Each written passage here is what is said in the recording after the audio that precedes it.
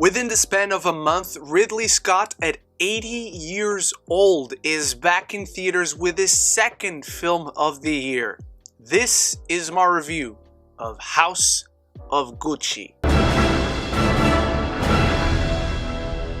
We follow Patrizia Reggiani, an outsider from humble beginnings who marries into the Gucci family. But her unbridled ambition soon begins to unravel their legacy and triggers a reckless spiral of betrayal, decadence, revenge, and ultimately murder. Now, before I properly start with my review, I want you to let me know your thoughts on House of Gucci. I'm probably the last person to bring out my review, so I want to know what you thought of it, whether you loved it, hated it, anything and everything. Just comment down there, because if you like movies and TV, this is the place to be. So make sure you consider clicking that subscribe button if you enjoy what you see here, and you never will miss any future conversation about your favorite movies and TV. So just a little over a month, Ridley Scott brought out The Last Duel, which I have a review for right up here in case you want to check it out if you haven't. And going into this film, I was excited because I'm a fan of most of this cast, honestly. I'm a fan of Ridley Scott as a filmmaker. But from the trailers, this just seemed like a story that didn't appeal to me personally. A lot of my fears going into House of Gucci were that this was going to be a film about rich people having rich people problems.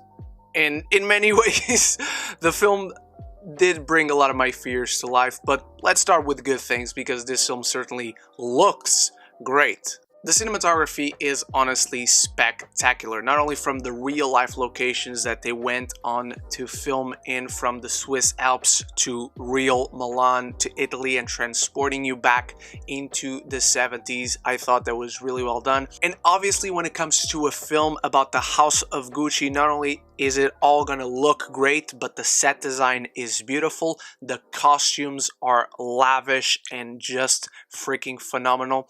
And there are some really good performances in here. The big three for me were definitely Adam Driver, Jeremy Irons, but mainly Al Pacino. He was easily my favorite performance. Not to forget Jack Houston, who has a small role in this film. Nobody's talking about him, but the man is really good, and he's consistently one of the most underrated actors working in Hollywood, and I thought he did a great job. Just on a general production side, you can tell that everyone involved in this film was invested. They cared about this material, both in front and behind the camera, from Ridley Scott to the costume designers to Lady Gaga to the extras that are just there in the background speaking actual Italian. They were all invested.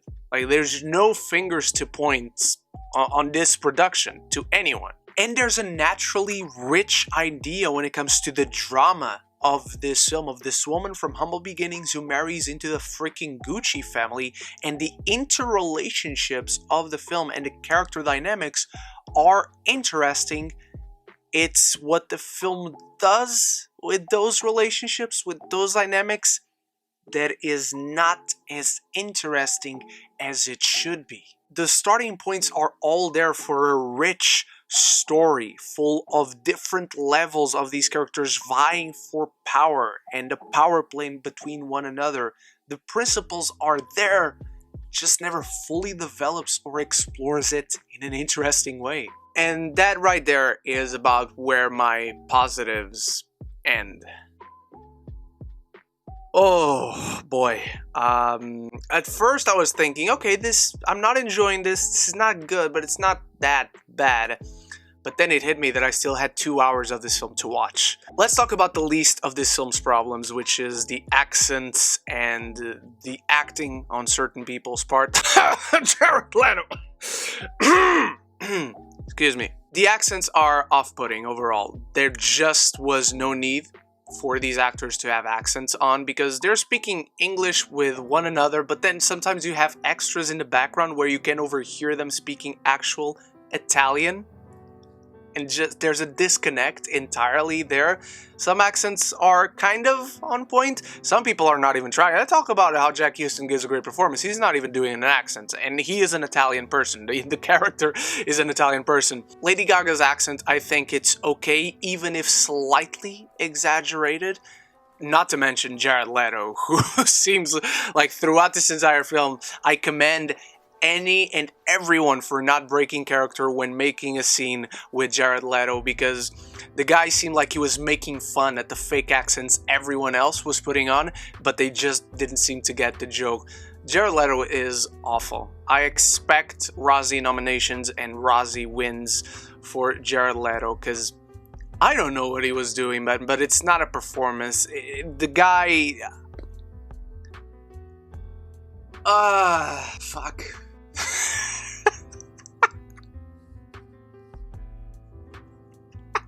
The main issue I had with House of Gucci was that it was entirely what I feared going into the film. It's rich people having rich people problems that I never connected with, nor did I ever care about. I kept waiting and wanting for the film to win me over, but it never did. There's not exactly a flow to the events of this film. It's a bunch of scenes that make sense chronologically, but there's no flow to the narrative. There's no forward momentum. There never feels like there's something pushing the correlation of events moving forward. You have scenes that add up because one character is speaking, then that character says he's sick, then that character dies, then the other character is talking about inheritance. So it makes sense. That just doesn't feel like a scene pushes forward to organically feed into the next. Another issue is that despite some good performances, none of these characters are likable. I, again, didn't care for any of their issues, any of their struggles, any of their conflicts, and I didn't like particularly any of them. Even Maurizio Gucci, who at first he's alright, he's not particularly likable, but he's not unlikable. Eventually, he becomes very unlikable. Patrizia, from the beginning, she's very unlikable. I hated this character. Aldo and Paolo and Rodolfo, I hated every single person that was involved in this film. I couldn't root for anyone. I couldn't care for anyone to win and take over from the previous person. Just was not connected to these characters or their humanity or lack thereof whatsoever. There's also this fortune teller, I guess, or tarot card reader played by Salma Hayek. Every scene that she has with Lady Gaga in this film gets more and more ridiculous. Again, going back a little bit to the flow or lack thereof, to the flow of the narrative, which there is none. At one point, Lady Gaga just randomly finds her on TV, and she trusts whatever this lady says. And then suddenly, they're together in the same room. Somehow they know each other. I don't know how they know each other, but clearly they do. And then suddenly, at another point, they're taking a mud bath together. They're in some kind of spa, and honestly, I think the challenge of these scenes was how more ridiculous can we make these scenes one on top of the other. And every time they were in a scene together, it got more and more ridiculous. There's also something to be said about how this film horribly portrays the passage of time, because at one point, Al Pacino's Aldo Gucci is celebrating his 70th birthday. And then sometime later, Maurizio and Patrizia have a child. And then clearly some time passes because you see the child being born. A few scenes later, you see this child looking like she's like 7, 80 years old. But then they talk about how Aldo Gucci is still 70 years old. So it's just very confusing, the time that is passing by, where clearly by the last scene you get a title card of location and time, and apparently 30 years have gone by, or 20 years, because it was 74 and then 94. 20 years have gone by, and it just didn't end up. Sadly, for most of House of Gucci, I found myself either cringing at some of the horrible lines of dialogue that these great actors have to deliver, or just utterly and completely bored at the events of this film because there's nothing compelling, there's nothing cohesive because of the lack of flow in the narrative, there's nothing really relatable about any of these people or their struggles. Ultimately, what lacked in House of Gucci for me was for it to stir up any kind of emotions.